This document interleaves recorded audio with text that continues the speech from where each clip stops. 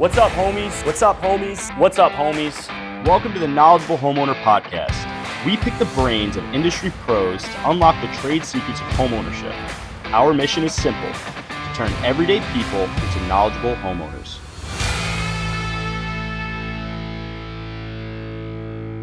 What's up, homies? Welcome back to the Knowledgeable Homeowner Podcast. I'm Sturdy Joe, and here with me today, I have architect Ed Madocks, owner of Madocks Architecture. What's up, man? How you doing? I'm doing great, man. Thank you so much for coming on. I'm really looking forward to picking your brain, getting to know a little bit about the architect side, we're going to discuss some homeowner stuff. But before we get started, we like to take a second, introduce yourself to the people, give them your backstory, how we got here today. Sure. Do we want the long backstory or the quick, you want, man. quick It's backstory? Do the long one. I want to hear the long Ed one. You want to hear the long or the? Yeah. All right. I want to know the whole thing. All right. So, born and raised in Long Island, if you can't tell by my accent. Grew up in Sayville. Ugh. I Islip. I know. Sayville's a big rivalry. There's a lot of big rivalries. And Sayville's been beating the crap out of us for 20 years now. So. Okay. All right. That's okay, though. I forgive you. Okay. Well, now, yeah. I think what got me started in the architecture world was my grandfather. So my grandfather was an architect. Cool. And when he grew up in Manhattan, and when he came back from World War II, everyone was, rebuilding their houses. And he built a house over in West Islip. He built it himself. And he told me it took him 5 years. He would come out on the train every weekend. And he said the only part he didn't build was the chimney. The chimney is this giant wall. It still exists? Oh, yes. I'm in the house now. We'll get to that in a moment. So, but it was a mid-century modern house, which is cool. It has a lot of large windows. It makes the outside come into the inside. You feel like you're outside when you're in the house because of all the windows. And it has a nice yard. And when I was growing up, all of my happy memories were in this house. Mm-hmm. Holidays, birthday parties. Yeah, not like right? Your grandparents' house. Right. The grandparents would have everyone over. Yeah. So I felt very connected to this house. And when I was growing up, he was my hero. Yeah. He did everything that you just couldn't believe the stuff that he would come up with. He was very smart and really good designer, really knew how to take spaces that were not large but make them work in a functional way. So it's not a large house, it's maybe 2,000 square feet, but it's just designed perfectly. So you have what you need. Mm-hmm. And that's I think enough. That's something that's missing a lot with a lot of the residential construction is like we just default to big instead of practical. Like I'd love, if I had to build a new house, obviously I'd love the big gaudy crazy McMansion, but I'd also think it'd be sick to build the perfectly functional 2,000 square foot house. Right. And I think that's what they did. Right. That's what they did. Everything had a purpose and everything flowed, and you you're in there now, but you also grew up in that house. Right. So it did the job, right? Everyone was happy and healthy and safe. It got the job done. Back then, maybe you had smaller private spaces, like smaller bedrooms, mm-hmm. 10 by 10, yeah. 12 by 12, that's enough. Yeah. Versus these large master bedrooms that are 20 feet wide. Yeah. Who needs a 20-foot wide bedroom? I know, it's just floor space. What are you doing in the bedroom? It's more vacuuming. You sleep? Yeah, you need the bed and you need your clothes, put your clothes away. Some other stuff? Yeah, exactly. Right? Room for an exercise machine. Do I need a couch? Do I need a couch in my bedroom? I don't think so. What I find too at a lot of these houses is that it's literally just floor space because they load the walls up with windows and stuff. They can't really put anything on the walls, so I hate the wasted space. I call it it's just more floor area for vacuuming. So that's my one complaint is obviously we love the stats, we love big 5,000 square foot house, but you ain't using 2,500 of it. No, you're not. I mean, to digress slightly, you have this giant house with rooms that you don't need, and you're furnishing it with. Are you getting, IKEA furniture? Yeah. No, you're getting it's just fancy more furniture, more stuff to buy, more stuff to maintain, more stuff to clean, right? Yeah. So, and now we're getting, our weekends are spent cleaning the houses I know, we're instead spending of more time taking care of it instead of enjoying it. instead of like spending time with the family. So Grandpa built and essentially himself designed a solid house, your house today too. At that point when he built the house, was he going to architecture school? Where was he in his career with that? Do you know? He told me stories. Okay, he did go to school for. He didn't actually go to school for architecture because growing up in Upper Manhattan, they didn't have the money. Yeah. He told me stories about how when licenses came out, that the people at the Department of Buildings would literally just hand them out to people they knew that they knew were reputable. Yeah. And like that's how you got your license. I don't know if that's a true story, but that's what I was told. I've heard a lot of stories in other fields where when they went from pre-license to having licenses, that transition period's strange because now you have somebody who's been a professional in that field 25 years, but they're technically not licensed. Are you going to make them follow all the new steps to get it? Or like you said, it was probably the 60s or something where they just were signing a piece of paper. It was discretion anyway. So back then, as the story goes, he told me he went down to the DOB and some of the people down there knew him and they said, yes, you know what you're doing and here you go. Yeah. Now it's a completely different game. Yeah. Right, you have to pass multiple exams. Yeah, it always blows my mind. We had Tyler Fox, who's another architect, on a few episodes back, and he outlined the architect process, and it is a lot. It's brutal. Yeah. So, all right. So, Grandpa was an architect. Now, was he a Madocks? Is this your paternal grandpa? No, it was on my mother's side. Okay. So he was a Mercier. Nice. Or Mercier. Yeah, very fancy. Pierre Mercier. Is that his name? That was his name. Yeah, that's he was fancy stuff, man. French. Yeah, I like that. And But as I was growing up, for some reason, I don't know why, but he kind of gravitated towards me, and he always gave me good advice, tips and tricks, and he was a hard ass. One time I was in high school, and we were renovating the church down the street, and he told me to take down a drop ceiling. I didn't know what I'm doing, so I'm standing on a table, on top of a table. Yeah. So 2 tables. Oh God. And I'm yanking on the. Yeah. And all of a sudden, kaboom, and I fall on the floor, and I'm laying on my back. I lost my breath. I figured he would come in and say, hey, are you okay?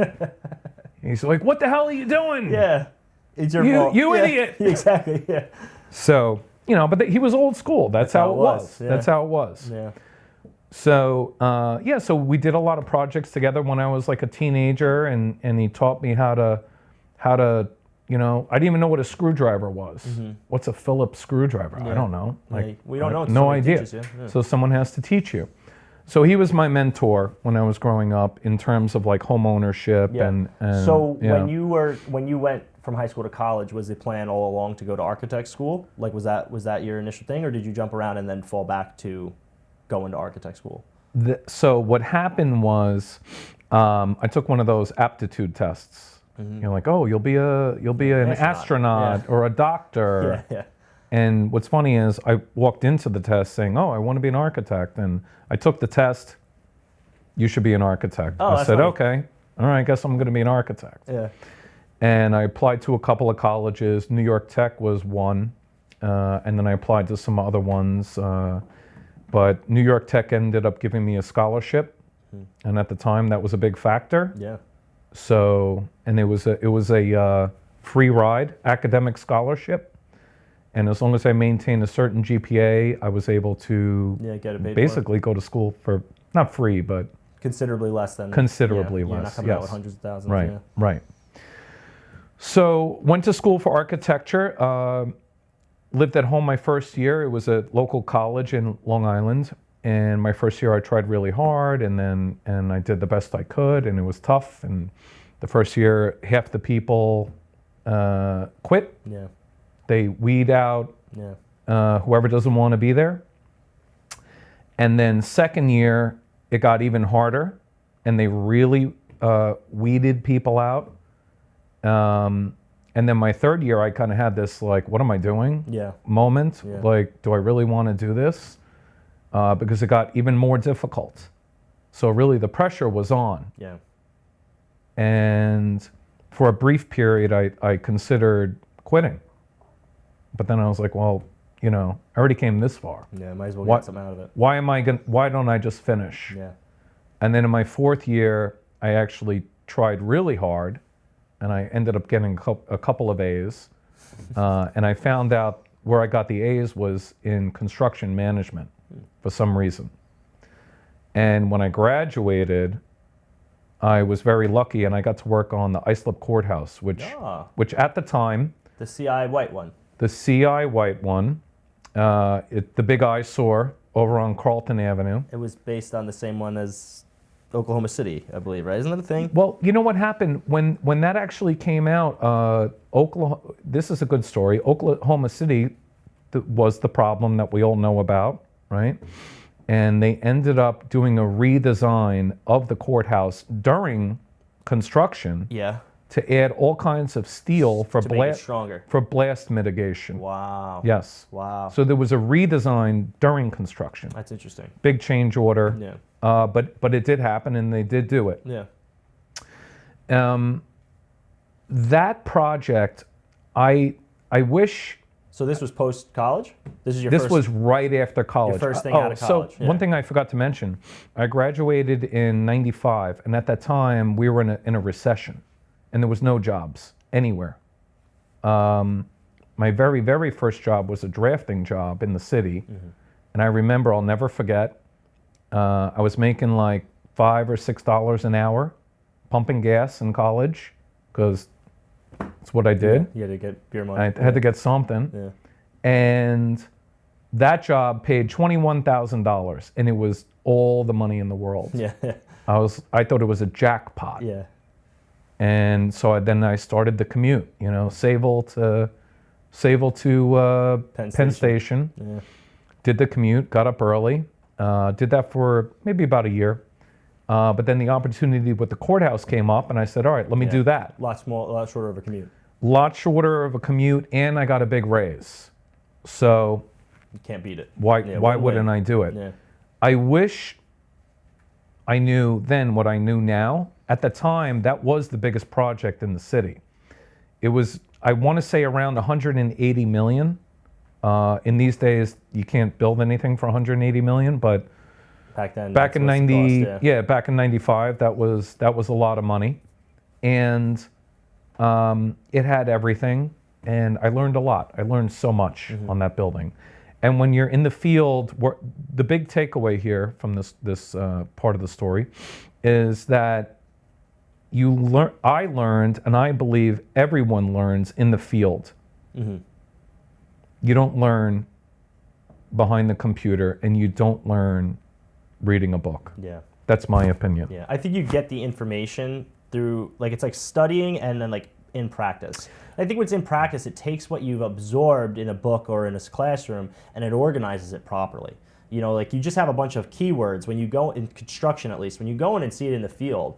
I see it a lot. When I'm explaining things to contractors or homeowners when I'm in a new construction, like a pre-drywall, and I'm pointing things out to them, it's stuff that even they know, but until they see it and put their eyes on it, it has to do something with the brain where there's a visual with the word, puts it together, and your brain saves it better. It's a better file that's saved. So I agree 100%. Yeah. In construction, no matter what you do, I think you should get on a pre-drywall job site and just look around and look at the mechanicals and see the framing, because it makes people understand it better. Sure. I mean, to build on what you're saying, the way that I learned was being hands-on and literally picking up a drill, literally pulling out the battery pack, putting it back in. Yeah. Where's the charger? Yeah. What does it look like? How does it go in? When you're starting out, you don't know anything. And so I learned a lot on construction sites. After that, I did that for a few years, and then I found out the difficult part about construction is you work 80 hours a week. Yeah. And that's how it is. Yeah. Right? The workers start at 7 a.m., so you're on site at 6:30. So you were doing project management. It was project management. Yeah. Yes. I wasn't swinging a hammer. So you got your degree in design. Yes. Went to school because you noticed you did well in the project management, started working project management. So we had Oh, but the first job was as a drafter. First job was a drafter. That CI job was as a project manager. But Yes. that's cool though, because I love Yes. different various experiences, because for the rest of your life you can pull from those various experiences. So Right. the CI job wraps up. What was like the next phase? Like when did you jump back from being a PM to So then I architecture? said, all right, I'm working 80 hours a week, Saturdays, Sundays, nights, weekends, didn't matter, because whatever the job needed, that's what you did. Yep. I said, all right, well, I went to school for architecture. I want to get my license. And New York State now requires that you have to do a certain number of years under a licensed architect in order to be eligible to take your exams. Yeah. And when I was working at Turner Construction, that was the company, at the time they really didn't have an architects on staff that would sign your time. Yeah. So I was only eligible for 1 year. And I said, well, I want to get my license. I can't stay. Yeah. I can't stay. So I went into architecture, and I found a shop in, it was actually in the East Village. It was a cool area near Washington Square Park, NYU. Yeah. McSorley's is where we used to always go drinking. It was a cool place. And that's where I got into what we call building restoration, which is when you repair buildings. Which in New York City, you have so many old buildings. They're not taking them down. Thousands. You got to repair them. Tens of thousands. Yeah. Tens of thousands of buildings. Yeah. And they all need help. They all need work. They all need to be maintained. So I got my first taste there. I did a couple of years in that company, and then I was eligible to take my exams. And I started taking them, and I thought they would be super easy. I failed the first two because I completely underestimated how difficult it would be. So I took it a lot more serious. And back then we had to take 9 parts, and then I took all 9 parts and I passed all 9 parts. Nice. Yeah. And then I got my license. So you were in New York City, and I know now that's where a lot of your work is. So even then, that's where you got your start in doing all these restorations of old buildings and that Right. kind of projects. Right. And then I ended up getting working for a really good, what they call building envelope consultant. And building envelope means everything on the outside of the building.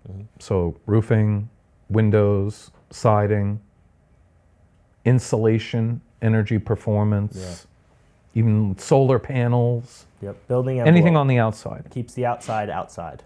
Keeps the, yes. Oversimplifying it to people. Yes. Keeps the outside outside. Well, what we go for is safe and dry. Nice. It sounds Too big a side. It sounds basic. Yeah, but it's not. Yeah. It's not at all. Yeah. Because safety is obviously safety. We need it to Right. physically. We don't want it crashing in on us or anything breaking. Right. And dry. And Right. I'm going to tell you, because you deal with building envelope means you deal with a lot of waterproofing. I had a client recently tell me water is the enemy of structure. And it's true. Water in the wrong place can do more damage than termites and fire and everything. Water destroys more stuff through mold and wood rot, and it attracts termites, and it stains things. It destroys the pretty stuff. So yeah, what your job is keeping things safe and dry, especially in super old buildings where even if they considered waterproofing when it was installed, whatever the building envelope was made of has deteriorated because it's 100 years old. So that's interesting, Things yeah. break down Yeah, things break down. over time. Yeah. It's ironic how, we all need water to live and survive and not die, but a building does not want water, Yeah. unfortunately. So with the type of work that you do in Manhattan is, in a big sense from what I've seen, is addressing water intrusion issues. Yes. So that in those types of buildings, that's a pretty big problem. I mean, it's so unbelievable how systemic it is. You can get leaks in buildings from something just getting old and deteriorated. So for example, we always talk about a roof leak, okay? A roof is supposed to last, let's say 20 years. It's something that you hopefully only do once in your lifetime because it is a very It's big, a big cost. it's a big expense. Especially with the flat roof in the city, those it's Sure. a totally different story. Yeah. Sure, but even, Long Island, homeowners. Yeah. It's definitely probably one of the bigger items that they'll take care of Sure. on the punch list. Yeah. Sure. So, just dealing with the water intrusion issues in the old buildings in Manhattan. Just like, so that's a big part of what the building envelope does, is you guys are making sure that, so you're finding roof leaks, are you, like on the day-to-day, you guys are dealing with water intrusion issues, you mentioned energy efficiency, where's the focus more in, on like your daily operations? The day-to-day, a lot of it is dealing with what we call leak investigations, because again, buildings, they just break down over time, and it could either be an old building that needs help, or it could be, what's worse is when it's a new building and it wasn't built properly. Wow. So do you actually find a decent amount of that you're dealing with new construction issues? There's a lot more than people expect. Wow. Yeah, like I would say, talking about the old buildings, yeah, it's understandable, but I started in high-rise in the mid-2010s, and it was a construction boom. I mean, there was 80 cranes going along the Manhattan skyline at any time. So there's a lot of new buildings. They're taking them down and putting new ones up. So that's interesting. It tends to happen in some of the outer boroughs. When you're in Manhattan, people take things a lot more serious. You have the Department of Buildings coming and checking. Right. The DOB comes and checks everything all the time. So when you're in Manhattan, people pay a lot more attention. As soon as you go to some of the outer boroughs, things can fall between the cracks. Right. It's unfortunate, but there's not a lot of what we call QA, QC, quality assurance, quality control inspections, which is really just someone saying, oh, we're going to hire this company to make sure the contractors are doing good work. What happens is a builder or a developer will say, I'm putting this roof on the building. It's a commercial roof. I'm getting a 20-year warranty. I don't have to worry about anything. Because I'm getting a warranty, yeah. I'm getting a warranty. What do I have to worry about? Yeah. Well, the truth is, one of my old mentors taught me, he used to say, take that piece of paper and hold it under the leak and tell me how much... how much the warranty's worth. Tell me how much water it collects. Yeah, because even if it's warranted, the leak is still occurring, and you can get in this as a leak specialist, but a leak isn't just water coming in, it's doing stuff. What are some typical problems, obviously, when a roof leaks, besides just water getting in? Like, what goes wrong? The most obvious is mold. Yeah. Mold. Yeah. Okay, sick building syndrome, something nobody wants to hear. But leaks, when they come in, they eventually make their way down to your finishes. So let's say it's a sheetrock ceiling, gets all full of mold. Let's say it's a Brazilian rosewood floor in the penthouse apartment of Billionaires Row. Done. Do you think those guys want to deal with a leak when they just paid? They don't want to hear about a warranty. I won't say any addresses, but we all know Billionaires Row, 57th Street, and whatever. Circle. And these guys are paying, what is it, 8 or 9 figures? $100 million for... It's crazy. I'm not good at math, right? Yeah, 9 figures. 9 figures. Big money. Big money. Yeah, they don't want to hear about. They don't want the problem. It's not the numbers. It's the time loss, and it's just the fact that something went wrong. They don't want. Right. They probably don't handle things going wrong very well. So. Right. And you spend that kind of money. Yeah. And you expect it to just work the way what you paid for. Yeah. So we do see a lot of that. Yeah. And unfortunately, sometimes it is just things breaking down. Yeah. Okay. Sealant. Caulking. Yeah. Some caulking lasts 5 years, 10 years, 15 years. So you say, oh, I just bought this place 5 years ago. Why is it leaking? Well, unfortunately, someone didn't maintain the building. Yeah. And these things do happen. They do break down. But yeah, leaks kind of fall into either the maintenance category or, unfortunately, poor craftsmanship. Poor installation practices. Yeah. And I hate to say it, You've seen a lot more of the poor installation practices. It happens. Yeah. It happens. I see that in residential because even though residential and commercial have their differences, at the end of the day, the idea is to keep water out, and the principles are very similar. A big point of water intrusion in a roof is going to be the roof penetrations, and more specifically on a residential house, the chimney flashing. And the chimney flashing. Yeah, and I'll see a brand new roof installed, and we have the original chimney flashing just covered in tar. We had this happen not too long ago. My parents got a new roof installed, and the roofer I drove past the house and they had nasty tarred up chimney flashing. Right. And I saw them running the row like right next to the chimney flashing, and I'm like, they're not gonna replace that flashing. So I run up on the ladder and I'm like, you're not changing the flashing? And the guy was like, talk to the boss. And so I called the guy and he was like, oh, honestly, it's probably better if we don't touch it, because if we touch it, it might, that flashing's better than what we'll replace. And I'm like, that is the craziest shit that I've ever heard. But he's probably right that if they touched it, and they probably wouldn't put the flashing on, right? They would have poor installation practices, and it might leak. At that point, the old tar flashing was better than them doing it, and I was like, unfortunately, we'll just have to keep tarring this damn flashing, because the person who's going to install it, if they're not planning on replacing that flashing, they wouldn't do it right anyway. It's super common. I see a lot of new roofs with old, nasty tarred flashing instead of it done.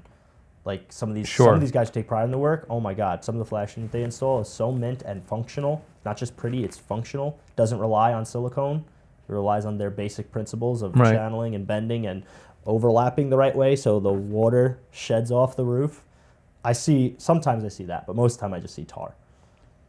So back in the day,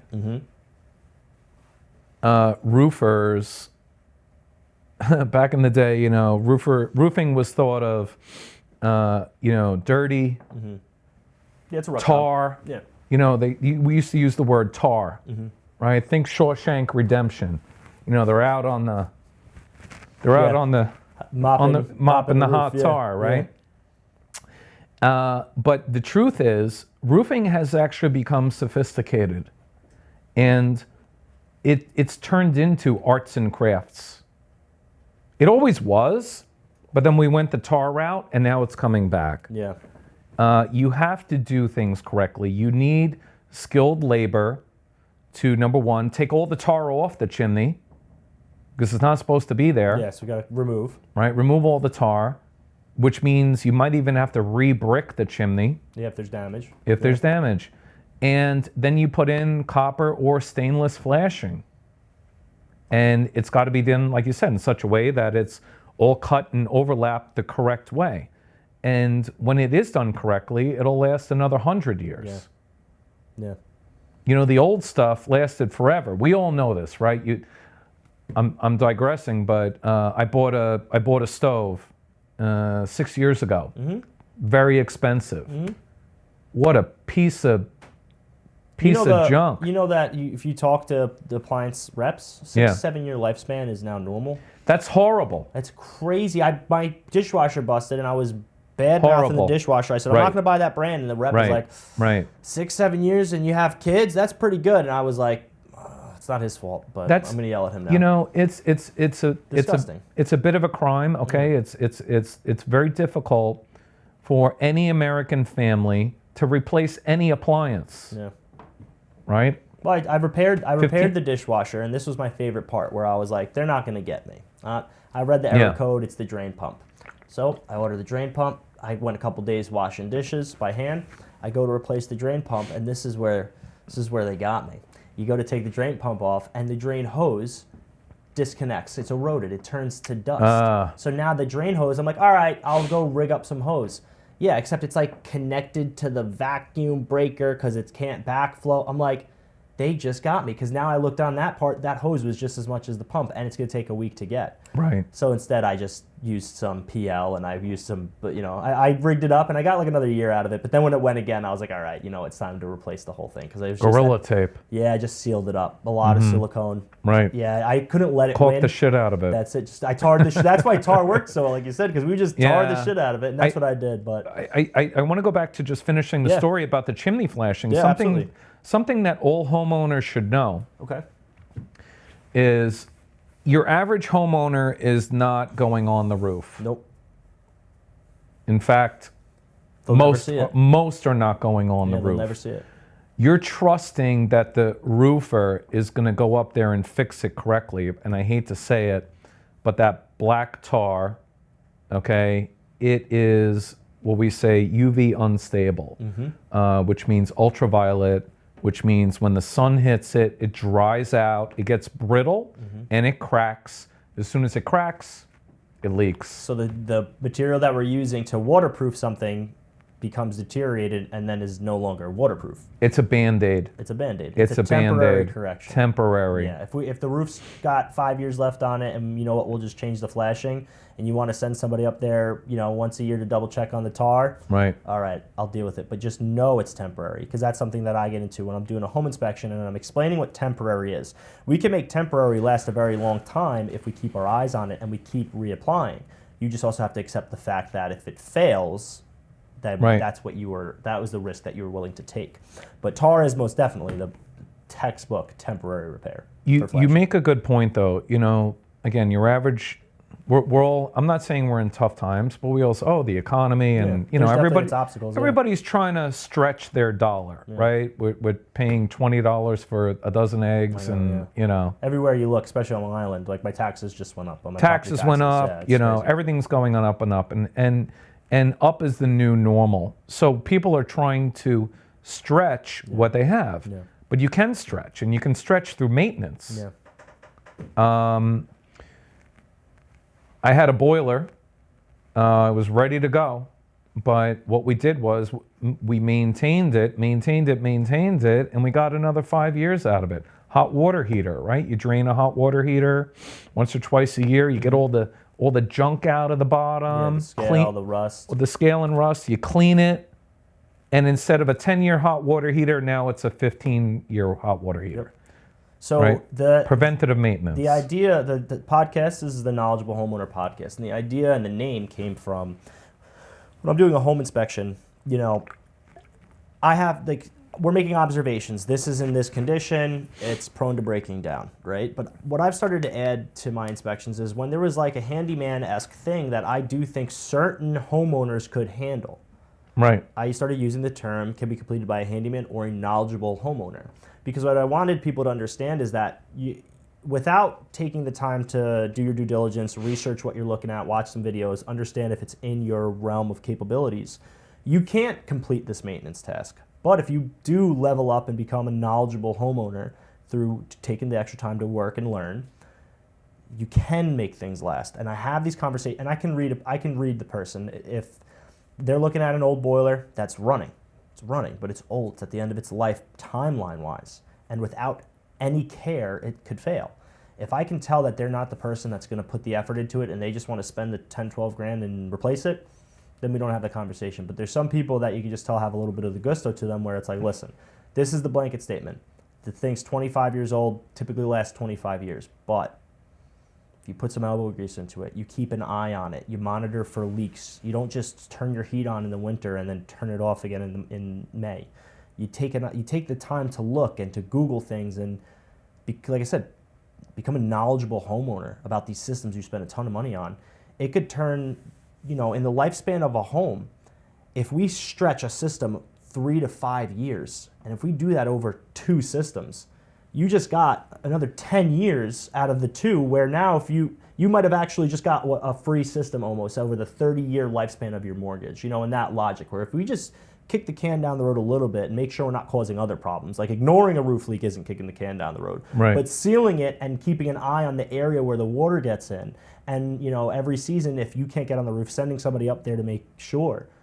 You're saving so much money in the long run. And that's really where the idea for Knowledgeable Homeowner came from, because I have these conversations. I'm telling the people this. I wanted professionals to now give their tips and tricks to the homeowners so they could, you know, say, like I said, make your money stretch a little longer.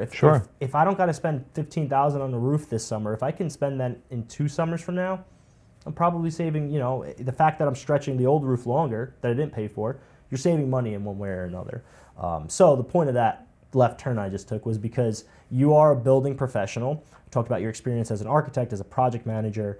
Your day-to-day job is keeping old structures and new, but old structures mainly alive, and preventing them from dying from the inside out from water intrusion. I think that gives you the brain to be a knowledgeable homeowner.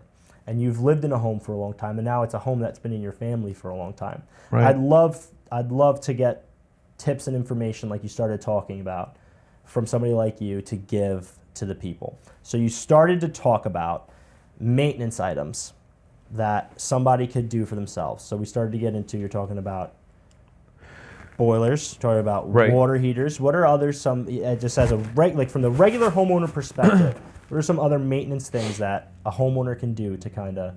Well, I think, before we jump into that, I would like to qualify or quantify things they should do and things they shouldn't do, and hire a professional, Nice. That's right? a So that great piece of you don't advice. want to get hurt, Yeah. okay? Because, some of the maintenance might require tools that you don't have. Okay. I had to do something, and I just bought a $500 tool that I used once, and now it sits in my garage. Yeah. And you need to know when to spend the money and not to spend the money.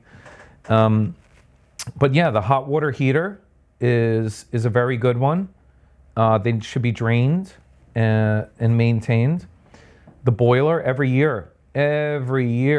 I actually just had a story with one of my coworkers. She lost her heat. And I said, okay, what kind of heat is it? It's gas. Okay, I'm not a boiler person, but I know a couple of basics. It could be the thermocouple that just rots out. Yep. I had a steam boiler. It could be too much water. Yeah. Right. So the overflow or the automatic fill valve might be broken. But you know what it was? Dust. Yeah. Clogging the gas valve or something. And Just need to be cleaned. just had to be vacuumed. Really. Just vacuumed. That's it. I had a good gas furnace story this winter. Beginning of this winter, one of my wife's friends, they were like going through it with the house where they were spending money in different areas, and they knew the furnace was old and it was working yesterday, stopped working today. And I always tell my friends and stuff, I'm like, just shoot me a text, because even if I can't help you get to the bottom of it, I can maybe look at it. Or if you do need to call a pro, instead of you calling somebody off the street and getting banged over the head, at least there's people where I'm like, listen, don't take advantage of my friend, right? Right. So I was doing a job around the corner from them, and I was like, you know what? Let me just stop in and look at it. So it's her husband, great guy, is a police officer.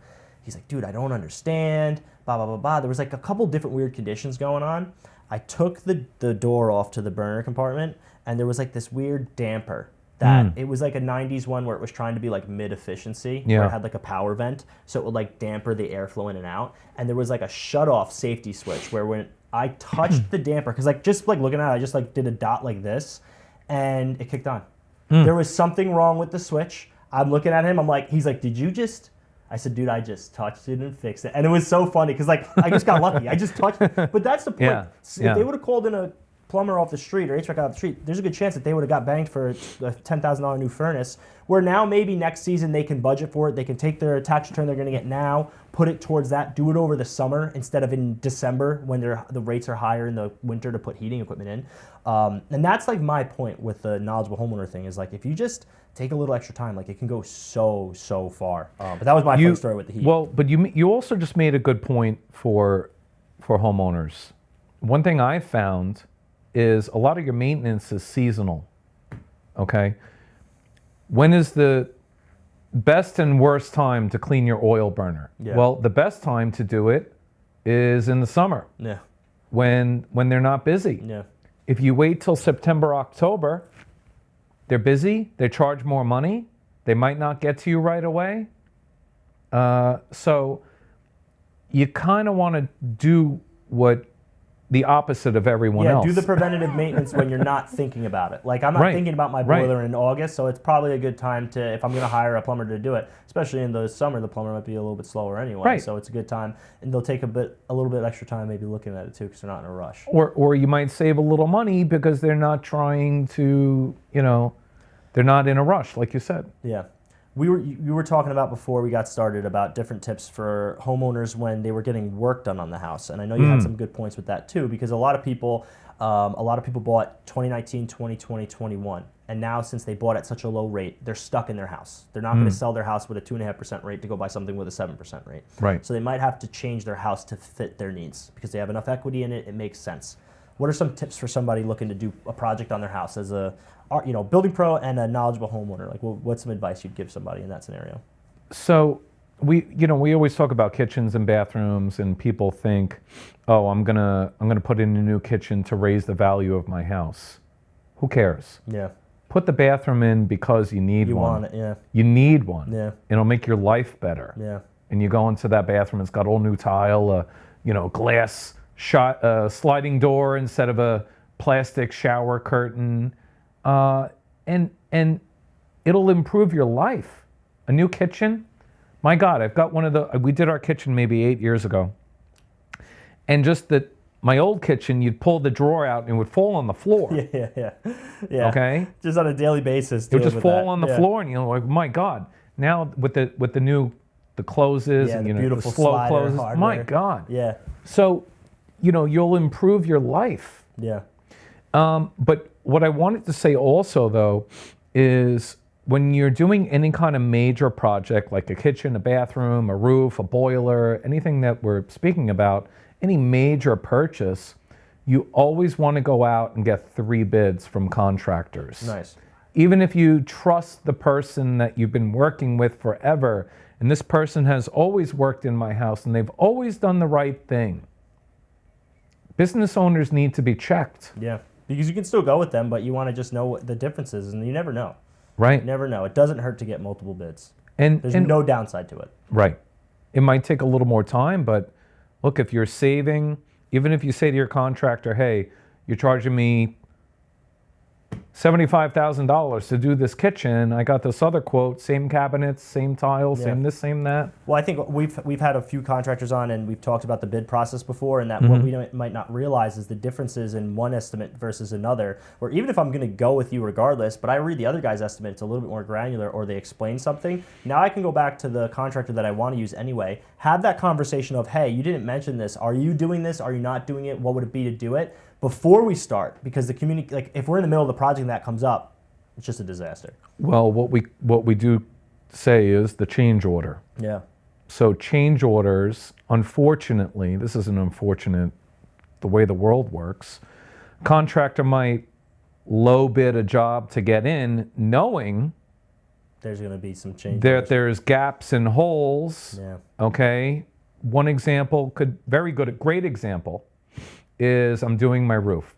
Let's say it's a regular shingle roof, easy peasy. What do? They go up there and say, oh, all the plywood was rotted out. We couldn't tell until we ripped it. And we couldn't tell. Yeah. We couldn't tell. Yeah. Oh, did you go in the attic and check first? They know. I They have this know. conversation with my clients too with like bathrooms. If we go into an old house where they have galvanized drains, lead drains, old copper pipes, I'm like, listen, when they open up the walls and see the mechanicals that need to be replaced anyway, they'd probably be budgeted for it. They're going to probably try to hit you with a change order if you don't have a good relationship with them. So before you get the bid, just be like, what happens if you see old mechanicals and open up the wall? Oh, blah, blah, blah. We'll change it anyway. And now you get way ahead of it. So Mikey's given us the it's time hand signal. So we're going to wrap up. But this was fun. This is a fun, good one. We could probably run it back and do another one. Sure. But why don't you take a second, just tell people where to find you on social media and your contact info. Yeah, www.madocsarch.com. We're on LinkedIn, we're on Instagram, we're on YouTube. We have a YouTube channel that we're building. I love it. Yeah, you're starting to do some more content. I watch his vlogs. You can learn a lot more about the weatherization and all that good stuff you're doing in the city. I think check out the YouTube channel. Yeah, the goal is to try to educate people. Yeah. Yeah, there's enough nonsense and just pure entertainment on the internet. Right. Somebody might find what we do interesting, and let's teach them about it. That's how I look at it. If we get 5 people that like what we're doing, I think that's great. When I was growing up, I kind of felt like nobody taught me. My grandfather taught me, and then I learned a ton from my father-in-law. So it's always good to have a mentor. Yeah. And have someone to teach you. Yeah. So that's what we're trying to do here. But thank you so much, Ed. All right. Thank you. Brother. All right. Thank you so much, guys. Check out Ed to learn more about what he's got going on. But thank you so much for tuning in. Until next time, stay knowledgeable.